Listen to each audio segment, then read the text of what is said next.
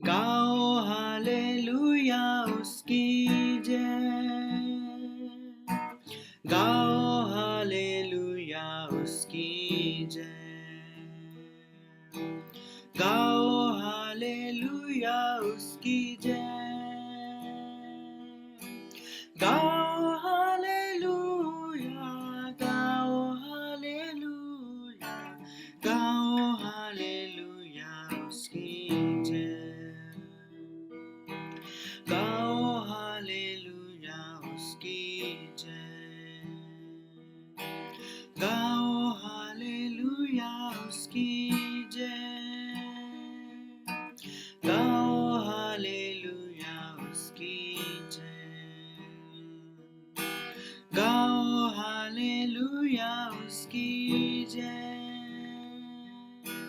गाओ हालेलुया, गाओ हालेलुया, गाओ हालेलुया उसकी जय।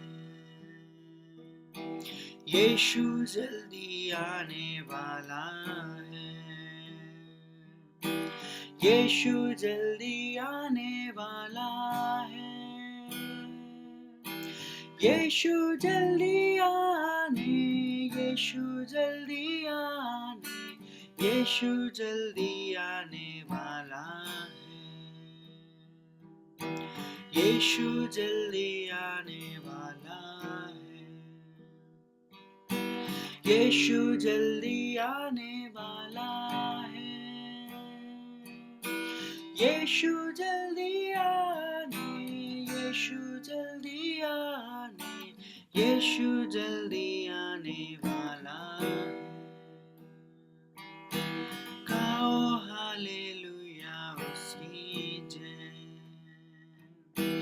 गाओ हालेलुया उसकी जय,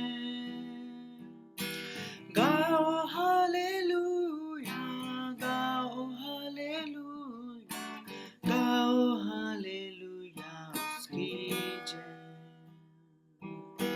आदर और महिमा उसकी है, आदर और महिमा उसकी है, आदर और महिमा, आदर और महिमा, आदर और महिमा उसकी है, आदर और महिमा उसकी है, आदर और महिमा उसकी है, आदर और महिमा, आदर और महिमा, आदर और महिमा उसकी है, गाओ हालेलुया उसकी जय, गाओ हालेलुया उसकी जय, गाओ हालेलुया, गाओ हालेलुया, गाओ हालेलुया उसकी जय। शालोम, शालोम और शालोम। प्रभु यीशु की शांति जो समझ से बाहर है हमारे जीवनों में बनी रहे। प्रभु का धन्यवाद हो इस समय के लिए, सुबह के लिए। और हम विश्वास करते हैं जो हम थीम चल रहा है हमारा कि हम जागृति के लिए प्रार्थना कर रहे हैं। सो जागृति के लिए हमने देखा कि किस प्रकार से प्रभु परमेश्वर पिता ने अब्राहम को चुना था ताकि इस संसार में जागृति लेकर आए। उसके वंश के द्वारा हम देखते हैं कि इस प्रकार से प्रभु ने उसके वंश के द्वारा याकूब को पैदा किया और उसके बाद उसकी 12 पुत्र उत्पन्न हुए। उसके द्वारा 12 गोत्र हुए। उसने यहूदी जाति को, उस गोत्र में से यहूदियों को, यहूदा को, उसके गोत्र को चुना और यीशु मसीह इस दुनिया में आने वाला था। और परमेश्वर पिता ने इस जाति को इसलिए अलग किया था ताकि वो पूरे संसार को बता सके कि वो जीवित परमेश्वर है, ताकि लोग उसी के द्वारा बचना थे। और बचने के लिए परमेश्वर को जानना जरूरी था कि कौन ऐसा परमेश्वर है जो हमें बचा सकता है। तो हम देखते हैं कि किस प्रकार से परमेश्वर पिता ने अ, अब्राहम को चुना, याकूब को चुना, यहूदी जाति को चुना, उनके द्वारा एक ऐसा गवाही हो। परंतु हम देखते हैं कि बार बार ये जाति, यहूदी जाति बिगड़ गई, बार बार परमेश्वर से दूर चली जाती। पूरे हम पुराने नियम में यही देखते हैं। और बार बार परमेश्वर उनको एक दूसरे राजाओं को, जो अन्य जाति थे, उनको छड़ी के समान इस्तेमाल करता और उनको दोबारा अपने पास लेकर आता। और फिर जब उसका वो बच्चे उसके प्रभु के पास आ जाते, परमेश्वर के पास आ जाते, तो वो छड़ी को तोड़ भी देता था, उन उन जातियों को हरा देता था, क्योंकि वो जो पर्पस था यहूदी जाति का, वो पूरा करना चाहता था। हमने इस प्रकार से देखा था कि किस प्रकार से जो है वो परमेश्वर ने पहले नबूकदनेस्सर के द्वारा इसी प्रकार से पहले लोगों को चिताया चिताया, पर वो नहीं सुन रहे थे। तो नबूकदनेस्सर के द्वारा सारा कुछ ध्वस्त कर दिया। प्रभु यीशु मसीह के आने से पहले पूरा यरूशलेम, पूरी वो जगह जहां परमेश्वर मिला करता था, उस मंदिर को उसने ध्वस्त कर दिया, ताकि वो लोगों को अपने पास ला सके। और हम देखते हैं कि फिर से उसने यिर्मयाह के द्वारा ये भविष्यवाणी की थी कि 70 साल के बाद मैं फिर से तुम लोगों को इकट्ठा करूंगा। पर और ये नेहमाया और एजरा और दानियल के इन 9 अध्याय हम लोगों ने इन दिनों में पढ़े, जो होमवर्क में मैंने दिए थे। और मैं विश्वास करती हूँ कि आपने जरूर पढ़ा होगा और आपने देखा होगा कि वो कैसे दर्द के साथ प्रार्थना कर रहे हैं। और हर एक जो कैरेक्टर यहाँ पर है, जो दानियल का, नेहमाया का, एजरा का, एक बहुत ही सुंदर चरित्र है। उसके बारे में थोड़ा हम जरूर देखेंगे। आज हम नेहमाया के बारे में देखने जा रहे हैं कि नेहमाया किस प्रकार से, क्या कारण था कि वो 9th चैप्टर में इस प्रकार की प्रार्थना कर सका, जागृति की प्रार्थना कर सका, ये प्रार्थना कर सका कि परमेश्वर फिर से आप उस मंदिर को बनाएं, फिर से वहां पर आपकी उपस्थिति हो, फिर से यरूशलेम में जो है वो बहाली आ जाए। जो जिस जाति को आपने चुना है, जिसके द्वारा यीशु मसीह को आना था, उसमें कैसे जागृति लाई जाए। और आज हम इसी चीज को लेकर, जो पहले हुआ था, आज भी जो कलीसिया है, उसको इसी प्रकार की पुनर्निर्माण की जरूरत है, पुनः जागृति की जरूरत है। फिर से हमको कोई जिला दे, ताकि हम आनंद करें, जैसा कि दाऊद कहता है। प्रभु का धन्यवाद हो कि हम नेहमाया के इस छोटे से जो पुस्तक है, इसमें से हम देखेंगे किस प्रकार से नेहमाया वहां पर जागृति लेके आया। और विशेष रूप से जो जो किसी भी शहर की जो शहर पनाह होती थी उस समय, वो बहुत इंपॉर्टेंट होती थी। और यरूशलेम की शहर पनाह टूटी हुई थी। हम इसको पढ़ लेंगे कि किस प्रकार से ये बोझ नेहमाया के जीवन में स्टार्ट हुआ, और वही बोझ हमारा होना चाहिए।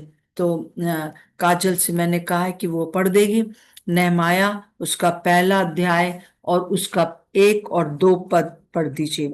3 पद पढ़ दीजिए। हल्काया के पुत्र नेहम्याह के वचन 20वें वर्ष के किस्लेव नामक महीने में, जब मैं शूशन नामक राजगढ़ में रहता था, तब हनानी नामक मेरा एक भाई और यहूदा से आए हुए कई एक पुरुष आए। तब मैंने उनसे उन बचे हुए यहूदियों के विषय जो बंधुआई से छूट गए थे और यरूशलेम के विषय में पूछा। उन्होंने मुझसे कहा, जो बचे हुए लोग बंधुआई से छूटकर उन प्रांत में रहते हैं, वे बड़ी दुर्दशा में पड़े हैं और उनकी निंदा होती है, क्योंकि यरूशलेम की शहरपनाह टूटी हुई है और उसके फाटक जले हुए हैं। जी हाँ। तो आ, ये नेहमाया जो था, वो एक राजा के, हल्काया के पुत्र नेहमाया जो था, वो एक राजा के उसमें था, और वो राजा का प्याऊ था। प्याऊ जो होता था उस समय, राजा का जो प्याऊ होता था, बहुत बड़ी पोस्ट होती थी। बहुत निकटता की होती थी, बहुत विश्वास योग्य उसको माना जाता था, क्योंकि हर एक चीज जो वो राजा पीता था, पहले ये चखता था, पहले ये खाता था, पहले ये देख कर दिया करता था राजा को, उसके हाथ में। सो एक बहुत ही इम्पोर्टेंट पोस्ट थी। उसके बच्चे भी बहुत खुश थे वहां पर। उसका पूरा परिवार एक राजमहल में रहता था, और उसको किसी भी चीज की कमी घटी नहीं थी। वो एकदम बिल्कुल एक मंत्री के समान समझ लीजिए कि वहां पर था। और परंतु क्योंकि वो यरूशलेम से लाया गया था, और 70 साल होने वाले थे, और उसके कुछ लोग, उसके कुछ भाई जो है यरूशलेम से उसके घर से उसके पास मिलने आते हैं। और जब वो उनसे पूछता है कि मेरे मेरे देश का क्या हाल है, मुझे बताओ, उसको क्या जरूरत थी इस देश के बारे में पूछने की अपने। वो तो बहुत अच्छी जगह पर था ना। मान लीजिए कि कोई हमारे हिंदुस्तान का हो, और अमेरिका में या बहुत बड़ी कंट्री में जहां पर कि सब सुख सुविधा हो, वहां पर रहता हो, और उसको चिंता जो हो वो भारत की हो, तो एक बहुत ही अद्भुत बात है। या वो जानना चाहता हो कि हो क्या रहा है, क्या बात है। तो हम देखते हैं कि किस प्रकार से जो है वो उससे पूछता है कि वहां की दशा क्या है, कैसे लोग हैं, मेरे मेरे लोग कैसे हैं, क्योंकि वहां पे तो सब कुछ खंडर हो गया था। और वो लोग जो है उसको बताते हैं, तीसरे पद में, उन्होंने मुझसे कहा, जो बचे हुए लोग बंधुआई से छूट कर उस प्रांत में रहते हैं, वे बड़ी दुर्दशा में, दुर्दशा, ये शब्द आप देख लो, और उनकी निंदा होती है, क्योंकि यरूशलेम की शहरपनाह टूटी है और उसके फाटक जले हुए हैं। उन दिनों में जो नगर की या किसी किसी स्टेट की जो थी वो जो सुरक्षा थी, वो शहरपनाह में हुआ करती थी। परंतु वो कहते हैं कि वो शहरपनाह तो पूरी तोड़ दिया था नबूकदनेस्सर ने, पूरा ध्वस्त कर दिया था। तो अब जो भी चाहता है वो आ जाता है, और हम लोग को लूट के चला जाता है। हमारे बच्चों को जो है वो अपने गुलाम बना लेता है। जो कुछ भी हम लोग खेती करते हैं वो भी ले जाता है। तो कोई सुरक्षा नहीं है, दुश्मन पूरे समय शहर के अंदर रहते हैं। और ये जो था, उसने कहा कि बड़ी दुर्दशा है। आज अगर हम अपनी अपने कलीसियाओं को देखें, तो कई बार ऐसा लगता है कि आ, बहुत ज्यादा दुर्दशा है, क्योंकि वचन नहीं है, क्योंकि लोग जो है जिस प्रकार से प्रभु को जानना चाहिए नहीं जानते। मैं हर एक की बात नहीं कर रही हूँ, हर एक कलीसिया की बात नहीं कर रही हूँ, मैं कॉमन तरीके से बात कर रही हूँ। प्रभु जब कलीसिया को देखता है, वो ऐसे नहीं देखता कि ये पेंटिकॉस्टर, ये मेथोडिस्ट, ये वो ऐसे नहीं देखता है। वो देखता है लखनऊ की कलीसिया में क्या हो रहा है, वो देखता है कि बरेली की कलीसिया में क्या हो रहा है, पूरे बरेली के विश्वासी लोग। तो वो लोग जो कि प्रभु को मानने वाले लोग हैं, उनके क्या हाल है। तो देखा जाए तो एक दुर्दशा थी वहां पर, जहां पर कि प्रभु की उपस्थिति रहना चाहिए थी, वहां पर वो वो जगह दुर्दशा में थी, जहां परमेश्वर की, जो कि सारी पृथ्वी का बनाने वाला परमेश्वर था, और उसके पास एक ही स्थान था जहां पर कि वो रह सकता था दुनिया में। इसीलिए उसने मूसा से कहा था कि मेरे लिए एक ऐसा स्थान बना जहां मैं तुम लोग के बीच में रह सकूं, क्योंकि मैं तुम्हारे बीच में रहना चाहता हूं। हालेलुया। और प्रभु भी आज हम जो कलीसिया हैं उसके बीच में रहना चाहता है। पवित्र आत्मा हमारे बीच में है, उसने भेज दिया। अब पवित्र आत्मा यहाँ पर रहते हैं, परंतु क्या हम पवित्र आत्मा के द्वारा चलाए चल रहे हैं कलीसिया? क्या हम पवित्र आत्मा को शोकित करते रहते हैं? क्या हमारे अंदर वो बातें हैं जिससे कि जागृति आ सके, जिससे कि फिर से लोग इस मंदिर की ओर आ सके और कहें कि हम भी, हम भी वहां जाएंगे जहां यहूदी लोग जाते हैं। वो लोग ऐसे ही करते थे, और वहां पर आकर उनको बहुत से आंसर्स मिलते थे। और प्रभु के लिए दुनिया के लिए केवल यीशु मसीह ही आंसर है सारी समस्याओं का। और वो किसके पास है? यीशु मसीह हमारे पास है। तो हमें एक बर्डन होना बहुत जरूरी है कि हम इंक्वायरी करें कि मेरे शहर में, केवल आप अपने चर्च के लिए नहीं जहां आप जाते हो, परंतु ऑल ओवर चर्च के लिए, हमारे यूपी के क्या हाल है आत्मिक रूप से, हमारे एमपी में क्या हो रहा है, हमारे पूरे उत्तर भारत में क्या हो रहा है, हमारे पूरे भारत में क्या हो रहा है, फिर उसके बाद शहरों में, दूसरी कंट्रीज के लिए हमें होना चाहिए। तो हम आज ये प्रार्थना करेंगे। मैं चाहती हूँ कि कोई भी हमारे बीच में, अभी मैं जब कहूंगी तब आप प्रार्थना करना कि हम जो है इस बात के लिए जानने के लिए कम से कम तैयार हो जाओ। क्योंकि हमको कोई मतलब नहीं है, कभी कभी सब जाए चूल्हे भाड़ में, भाई हमारा अपना घर बचना चाहिए। हमारे हमको अभी मेरा बेटा जो है वो ये शराब पीता है, मेरा हस्बैंड मुझे ये करता है, मैं ये करती हूँ, मेरा सब कुछ हो ना पहले। परंतु अ, वो नेहमाया जो है वो अपना तो अच्छे से था, परंतु उसको दूसरों की चिंता थी। अब क्या होता है, ये बातें जब उसने सुन ली, तो मैं चाहती हूँ कि काजल आप पढ़ दीजिए, चौथे पद से पढ़ दीजिए। पूरा आ, 3 और 4 दोनों पढ़ दीजिए। 4 और 5 पढ़ दीजिए।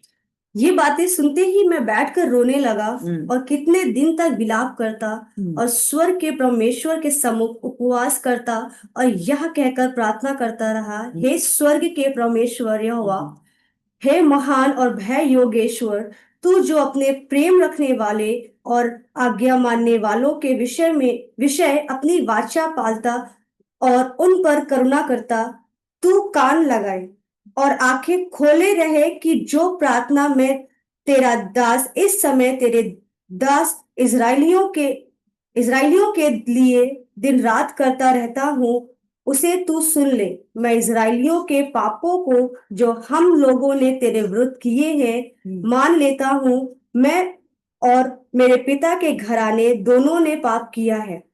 बस, तो हम देखते हैं कि यहाँ पर वो क्या किया उसने, वो उसी समय विलाप करने लगा, उसका मन बोझ से भर गया। क्या हमारा मन बोझ से ऐसा भर जाए, जैसे अगर आपके घर में कोई बात हो जाए तो आप इतने दुखी हो जाते हो कि भूख नहीं लगती, तो उपवास करने लगते हो, कहते चलो हम लोग प्रभु से पूछे। उपवास का मतलब यही है, प्रभु मैं क्या करूं, मेरे जैसे वो उपवास रखने लगा कि मेरे इस देश का क्या होगा। वो कहीं पर भी गया नहीं भागा दौड़ा, पहले वो प्रभु के पास गया। और आपको मालूम होना चाहिए कि वो जिस दिन उसने सुना था, वो किस लेव का नामक महीना था। और ये जो किस्लेव महीना होता था, वो नवंबर दिसंबर हम लोगों के कैलेंडर के अनुसार के मिड में होता था, नवंबर दिसंबर के बीच में होता था। और वो उस समय वो उपवास करने बैठ गया। और अगर हम दूसरे पद का हम देखें, दूसरे अध्याय की पहले पद को देखें, तो वहां पर लिखा हुआ है, पढ़ दीजिए बहन। हगलाया के पुत्र नेहम्या के नहीं, दूसरा अध्याय। तब हनानी नामक मेरा एक भाई और यहूदा से, नहीं सॉरी, दूसरे अध्याय का पहला पद। हाँ, अक्षत राजा के 20वें वर्ष के निशान नामक महीने में जब उसके सामने दाख मधु था, तब मैंने दाख मधु उठाकर राजा को दिया। इससे पहले मैं उसके सामने कभी उदास ना हुआ था। तो बस, तो ये निसान जो महीना है, इतने दिन तक वो राजा के पास जाता भी था, सब काम अपना कर रहा था, परंतु साथ साथ में उपवास रख के प्रार्थना कर रहा था।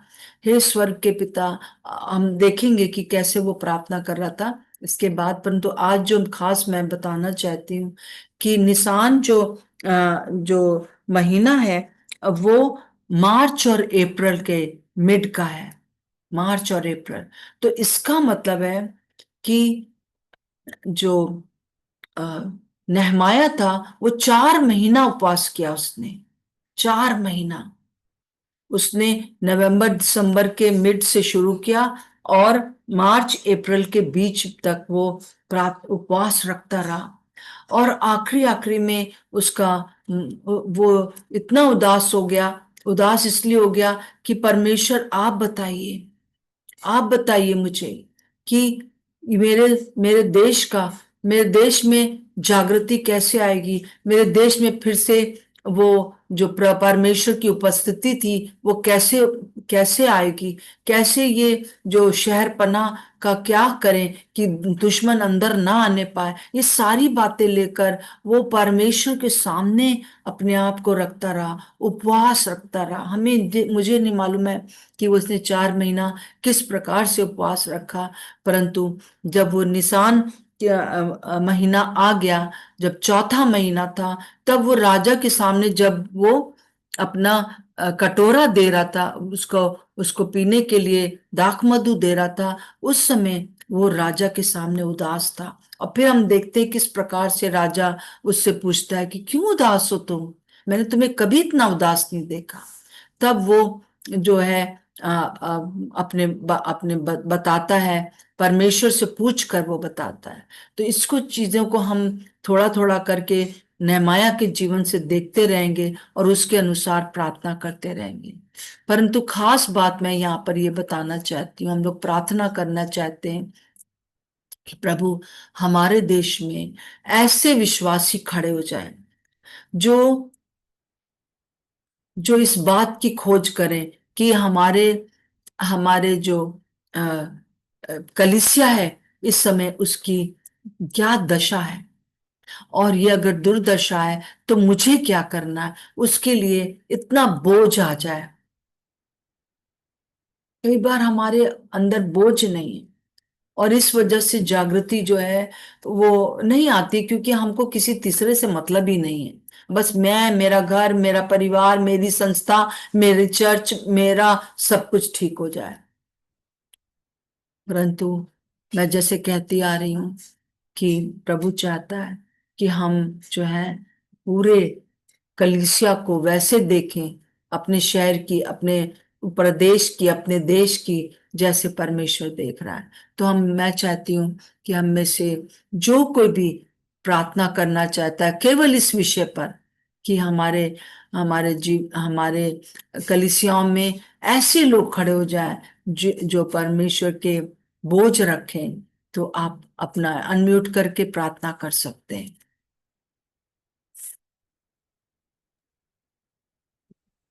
कौन करे? धन्यवाद धन्यवाद धन्यवाद। अनुग्रहकारी सामर्थी परमेश्वर, प्रति भोर को आपकी करुणा हमारे लिए नहीं होती है। प्यारे परमेश्वर, मैं अपने बरेली शहर की समस्त कलीसियाओं के पासवानों के लिए और अपने विश्वासी भाई बहनों के लिए आपसे विनती करती हूँ प्रभु, तो हम सबको और भी पवित्र आत्मा की सामर्थ्य से भर दे पिता परमेश्वर, ताकि हम प्रभु जी उन पाप में पड़े हुए लोगों के लिए एक बोझ रखें और उनके उद्धार के लिए परमेश्वर हम आपसे विनती निवेदन करते रहें। परमेश्वर, आप छुड़ाने वाले परमेश्वर है, हम आपका धन्यवाद करते हैं। प्यारे प्रभु, आपकी जय जयकार हो, जो आनंद और जो प्रभु जी उद्धार आपने हमें दिया है परमेश्वर, वो हमारे उन भाई बहनों को भी मिलने पाए प्रभु। दुष्ट की कोई भी योजना हमारे बरेली शहर में कभी भी पूरी ना हो परमेश्वर।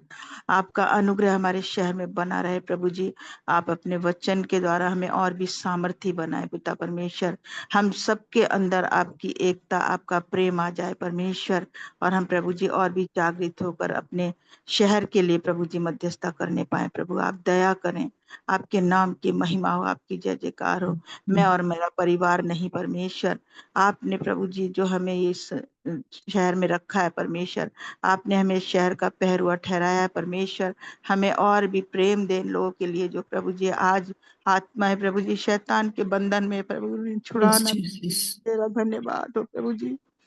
तो क्या करना प्रभु जी, ये शहर जो मूर्ति पूजा के गढ़ों से भर गया है परमेश्वर, ये हमारी सुस्ती लापरवाही के ही कारण है परमेश्वर। तू हमारे अपराधों को क्षमा कर प्रभु, और भी हमें बोझ दे परमेश्वर। धन्यवाद देती हूँ, पासवानों के जीवन में यूनिटी को दे परमेश्वर, अपने प्रेम को दे परमेश्वर। जो प्रभु जी वचन की जरूरत है तेरे लोगों को, वो वचन उनके मुख से निकलने पाए प्रभु। और भी पवित्र आत्मा तू हमारा मार्गदर्शन कर प्रभु, तेरे नाम की महिमा हो, तेरी जय जयकार हो प्रभु। तेरा धन्यवाद देती हूँ, तूने मेरी विनती को सुना। सारा आदर सारी महिमा आपको देते हुए इस विनती को अपने उद्धार करता प्रभु यीशु मसीह के नाम से मांग लेती हूँ, आमीन। आमीन आमीन। हम में से कोई भी जन इस बात 6 और 7 पद में जैसे लिखा हुआ है कि वो अपने लोगों के पापों का अंगीकार करने लगा और वो पापों की क्षमा मांगने लगा। आइए हम अपने कलीसिया के बिहाफ में खड़े होकर, अपने शहर की कलीसिया, अपने देश के कलीसिया के बिहाफ में खड़े होकर हम माफी मांगे। हम जो कलीसिया, हमने बहुत गलतियां की हैं, जैसी भी आपको याद आता जाए, छोटी छोटी प्रार्थना आप करें कि प्रभु हमारे इस पाप के लिए हमें क्षमा करें। जैसे कि अभी बहन ने कहा कि सही शिक्षा नहीं मिल रही है लोगों को बहुत सालों से, और उसकी वजह से जो है शहर पनाह टूटी हुई है, लोग जो है बिखरे हुए हैं। सो इसी प्रकार से माफी मांगे, और जो जो चीजें आपके दिमाग में आती हैं कि कौन सी बातें हैं जो कि हमारे हमारे बीच में, जिसकी वजह से जो है काम नहीं हो रहा है, जिसकी वजह से जो जागृति चाहिए नहीं आ रही है, उसके लिए हम क्षमा मांगेंगे। धन्यवाद धन्यवाद सर्वशक्तिमान से नाव का यहोवा राजा यस परमेश्वर, हम आपको धन्यवाद करते हैं प्रभु जी। हम हम्म आपके चरणों के नजदीक आते हैं मेरे परमेश्वर, आपकी वेदी के सामने आते हैं मेरे परमेश्वर। हम प्रार्थना करते हैं प्रभु जी अपने कलेसिया के लिए प्रभु जी। हम क्षमा चाहते हैं प्रभु जी।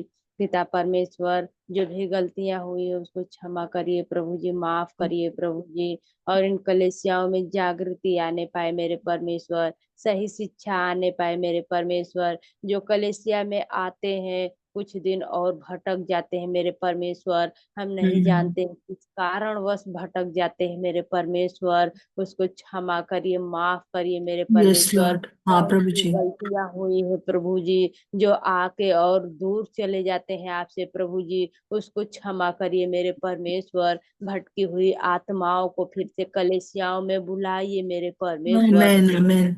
हम तो कुछ नहीं कर सकते हैं मेरे परमेश्वर, आप हर असंभव को संभव करने वाले आप हैं मेरे परमेश्वर। हम धन्यवाद करते हैं प्रभु जी। हम चाहते हैं कि कलेसियाओं में बढ़ोतरी होने पाए, सही शिक्षा होने पाए मेरे परमेश्वर। लोग सही शिक्षा को पा के उस मार्ग पे चलने पाए मेरे परमेश्वर। हम धन्यवाद करते हैं प्रभु जी, आपकी बड़ी दया अनुग्रह होने पाए प्रभु जी। एक जागृति आने पाए कलेसियाओं में मेरे परमेश्वर। हम धन्यवाद करते हैं मेरे परमेश्वर, सारा आदर महिमा आपको देते हैं। धन्यवाद के साथ इस प्रार्थना को उद्धार करता यीशु नासरी के नाम से मांगती हूँ, आमीन आमीन। सर्वशक्तिमान दयालु पिता परमेश्वर प्रभु जी, हम धन्यवाद देते हैं, आपने हमको अवसर दिया प्रभु जी कि हम आपके वचन को सुन सके, और पिता परमेश्वर उसी प्रकार से हम प्रार्थना भी कर सकें प्रभु जी। हम दुआ करते हैं प्रभु जी अपनी कलीसियाओं में, सारी समस्त कलीसियाओं में, कि प्रभु आप लोगों के जो दोहरा जीवन है पिता परमेश्वर, हाँ प्रभु कि जी। वो पिता परमेश्वर चर्च में आते हैं तो उनका दूसरा स्वभाव होता है, और जब वो चर्च के बाहर जाते हैं तो उसका स्वभाव दूसरा। क्षमा करें पूरा प्रभु। जीवन जो है पिता परमेश्वर, इसके लिए हम प्रार्थना करते हैं पिता परमेश्वर, यस चंगाई मिलने पाए यीशु के नाम से पिता परमेश्वर। हम लोगों के दिल में आपका भय आने पाए पिता परमेश्वर, हम इस बात को ये समझ सके पिता परमेश्वर, हमारी आंखों को खोलें, हमारी समझ को खोलें कि हम इस बात को, कि परमेश्वर हमारे मन को जांचता है, हमारे ऊपरी दिखावे को नहीं देखता है, परमेश्वर हमारा जो मन को देखता है। तो हमारा परमेश्वर प्रभु, हम ये कोशिश करें। और हम ये प्रार्थना करते हैं अपने लोगों के लिए, और हम उनके लिए क्षमा चाहते हैं पिता परमेश्वर, जो इस तरीके का जीवन देते हैं, रखे हुए हैं प्रभु जी, कि दिखाने के लिए लोगों के लिए बहुत पवित्र दिन है, और उसके बाद जब वो अपने घरों में आते हैं तो घरों में लड़ाई झगड़े क्लेश, अपने अपने काम करने की जगह पे वहाँ पे कोई पिता परमेश्वर उनका जीवन ऐसा नहीं कि वो ईमानदारी से काम करें पिता परमेश्वर, क्योंकि उनके दिल में डर नहीं, उन्हें ये नहीं समझ में आता कि परमेश्वर मुझे यहाँ भी देखता है। इसके लिए हम प्रार्थना करते हैं यीशु के नाम से। और ये संख्या बहुत बड़ी है प्रभु जी, बहुत ज्यादा लोग प्रभु जी इस तरह से दिखावे वाला काम करते हैं जो आपको बिल्कुल भी पसंद नहीं है। हम यीशु के नाम से प्रार्थना करते हैं प्रभु जी पिता परमेश्वर, कि आप लोगों के मनों को तैयार कीजिए प्रभु जी, उनसे बातचीत कीजिए, उनको एहसास होने दीजिए कि हम गलत कर रहे हैं पिता परमेश्वर। ये बहुत आवश्यक है कि हम अपने पापों को मान लें, जैसे पहला यूहन्ना 1 में लिखा है, अगर हम अपने पापों को मान लें तो हमारे पापों को क्षमा करने में विश्वास योग्य धर्मी है। प्रभु यीशु मसीह के नाम से मांगते हैं, आमीन। आमीन आमीन। धन्यवाद धन्यवाद परमेश्वर, सर्वशक्तिमान परमेश्वर, राजाओं के राजा, प्रभुओं के प्रभु, हम धन्यवाद के साथ खुदावंद आपके चरणों के निकट आए। प्रभु जी हम प्रार्थना करते हैं, हम आपका धन्यवाद करते हैं प्रभु जी कि आपने हमें अब तक जीवितों की भूमि में रखा। प्रभु जी आपका धन्यवाद करते हैं पिता परमेश्वर। सर्वप्रथम खुदावंद हम अपने पूरे देश को प्रभु आपके पवित्र हाथ में सौंपते। हाँ पिता आमीन। इस देश के को प्रभु जी हम आपके हाथ सौंपते हैं, प्रार्थना करते प्रभु जी हमारे देश को खुदावंद आप बचाओ प्रभु जी।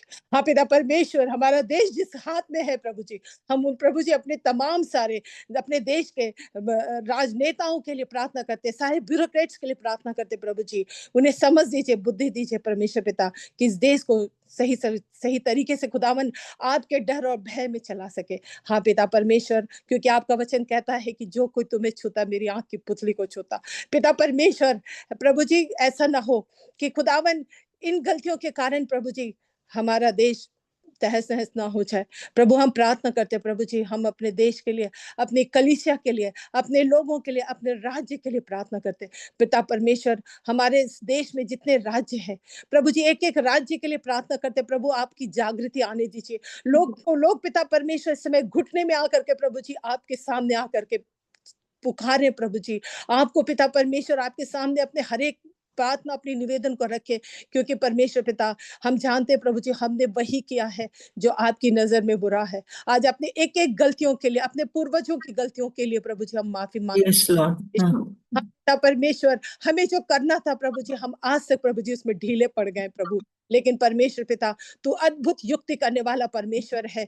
पिता परमेश्वर तू तू हमारे लिए उपाय करने वाला परमेश्वर है। प्रभु हम प्रार्थना करते तू हमें एक ऐसा मन और हृदय दे कि जिस तरह प्रभु जी एक तड़प दे खुदावन, जैसे एजरा, नहेमिया, दानियल को प्रभु जी तूने जैसा उनको मन दिया। प्रभु हम प्रार्थना करते प्रभु जी आज ऐसा ही मन खुदावन तू हमको दे, ताकि प्रभु जी हम एक मन एक चित होकर के तेरे चरणों के निकट आए और अपने हर एक कलीसिया के लिए प्रार्थना करें, हर एक जीवन के लिए प्रार्थना करें प्रभु जी, ताकि हर एक आत्मा बचाई जाए।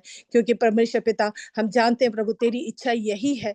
हाँ प्रभु तू यही चाहता है कि हर एक घुटना प्रभु तेरे सामने झुकेगा प्रभु जी, और परमेश्वर पिता हर एक जीव तुझे अंगीकार करेगी। इसलिए प्रभु हम प्रार्थना करते पिता परमेश्वर, तू अपने नाम के निमित्त प्रभु जी, जैसा दानियल कहता है तू अपने नाम के निमित्त, वैसे ही खुदावन प्रभु जी हम सच में हम भी कहते प्रभु जी तू यहोवा यिरह है, तू यहोवा राफा है, तू यहोवा एलोहिम है, तू यहोवा निसी है, तू सेनाओं का परमेश्वर है। प्रभु जी हम प्रार्थना करते खुदावन हमारी प्रार्थना को सुन प्रभु जी, एक एक तेरे दास तेरे सेवकों को खुदावन हम तेरे हाथ में सौंपते प्रभु जी।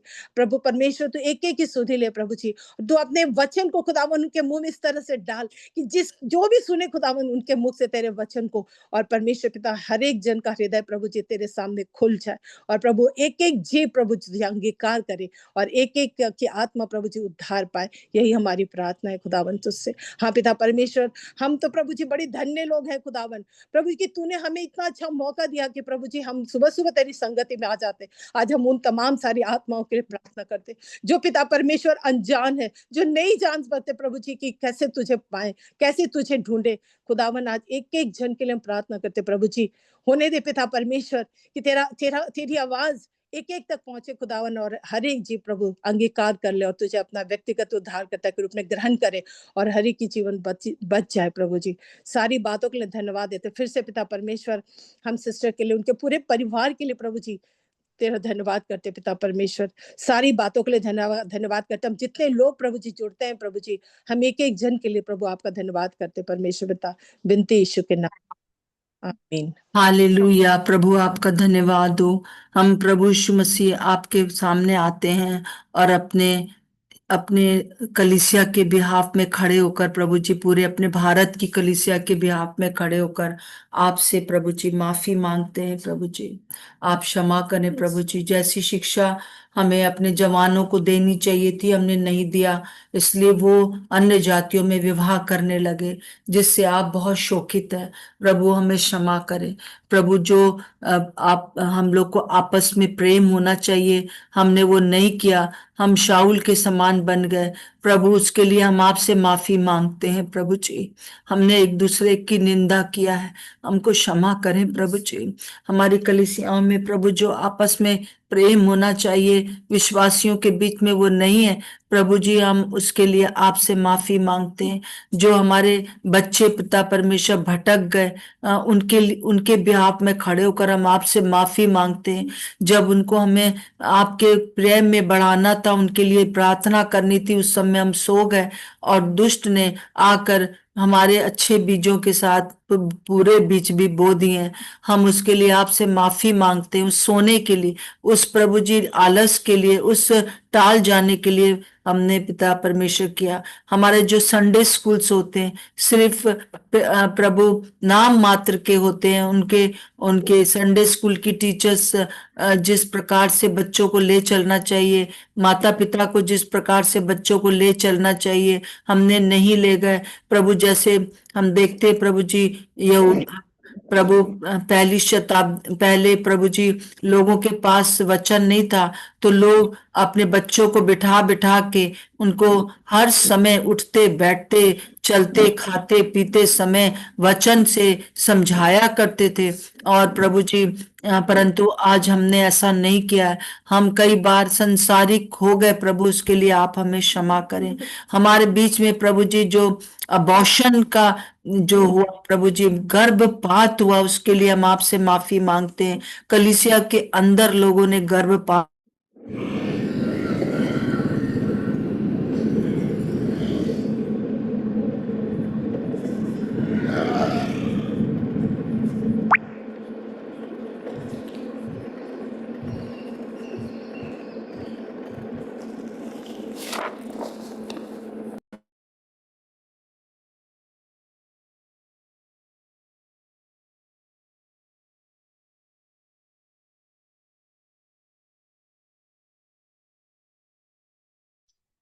मम्मी वॉइस नहीं आ रही।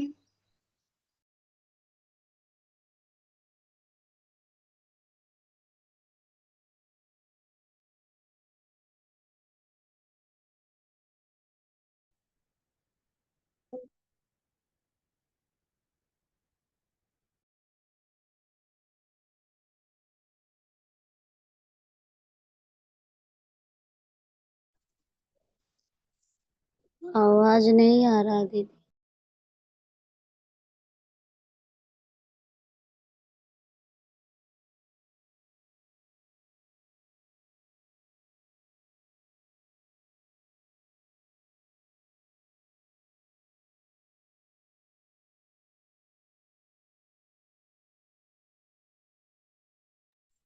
मम्मा वॉइस नहीं आ रही है।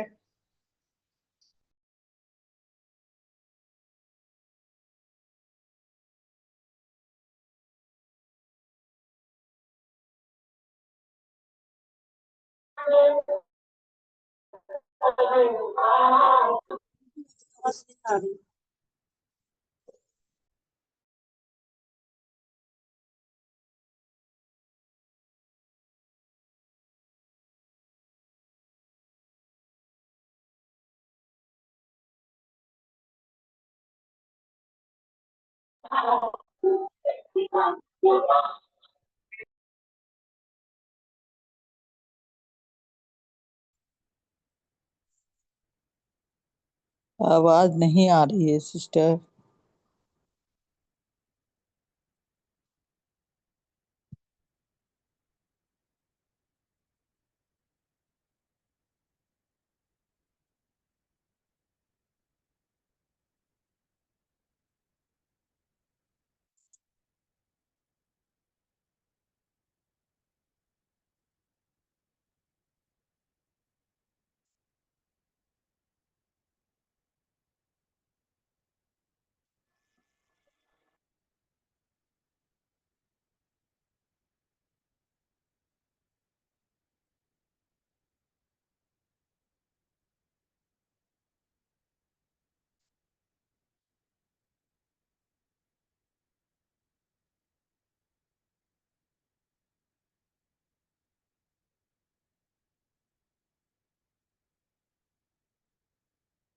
आंटी की आवाज नहीं आ रही।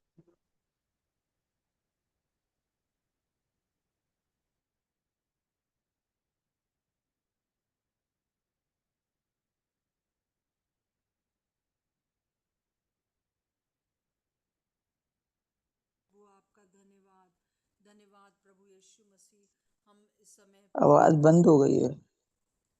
अभी आ रही है? नहीं आ रही आवाज है। नहीं आ रही है दीदी। हेलो आ रही है? हेलो आ रही है? हेलो आ रही है? Hello aunty. आ रही है दीदी अब। हाँ अब आ रही है आपको आवाज? आपको आवाज? इसको बंद कर देना। हाँ आ रही है दीदी अब। आपकी डबल आवाज कर रही हूँ। पिता परमेश्वर, इस समय हम सचमुच में हर एक इस गड़बड़ी को दूर करते हैं, और हम खास तौर से जब हमने अपने अपने परिवार के बिहाफ में, अपनी कलीसिया के बिहाफ में, अपने अपने देश के बिहाफ में माफी मांगी है प्रभु। आप हमें रिन्यू करेंगे, आप फिर से अपनी उपस्थिति को भेजेंगे, आप फिर से प्रभु जी वो आग लगा देंगे जो पहली शताब्दी में लगी, जो 2025 साल पहले प्रभु जी पेंतिकुस्त के दिन लगी। आपका धन्यवाद, धन्यवाद प्रभु, धन्यवाद प्रभु यीशु, धन्यवाद प्रभु यीशु, आपका धन्यवाद हो। जीवित परमेश्वर, हम सब कुछ आपके अधिकार में करते हैं। जितने भी लोग हमारे साथ जुड़े हुए हैं, आपने हर एक के पापों को माफ कर दिया है।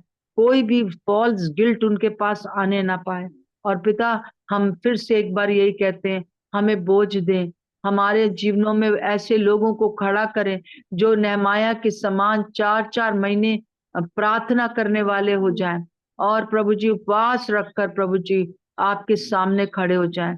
प्रभु आपका धन्यवाद हो, यीशु मसीह के नाम से मांगते हैं, आमीन और आमीन।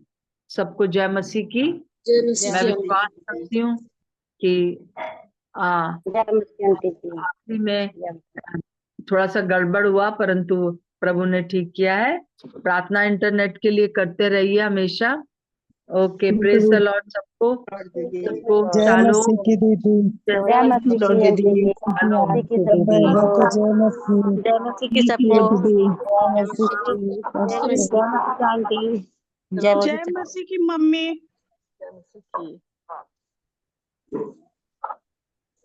जय मसीह की सबको। जय मसीह की सबको। जय मसीह जय की। मसीह की आंटी। जय मसीह की सबको।